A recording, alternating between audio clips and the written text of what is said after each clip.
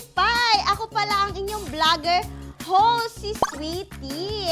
At ngayon ay pupunta kami sa Guadalupe para magtanong ng mga konting katanungan lang naman about sa trivia question. At ito ang aming papremyo, ang Pink Venom t-shirt. Ito po siya. Kaya guys, samahan niyo ako at tara na!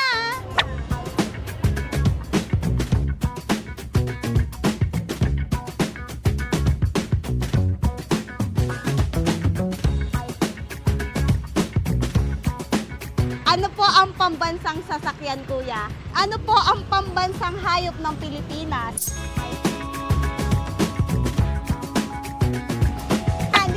Dito na po kayo guys, sa Buko Diyos si Kuya Marlon sa Guadalupe. Murang-mura at malinis pa. Ato pa ate, sticker ate. Buko Juice. Guys, cheers.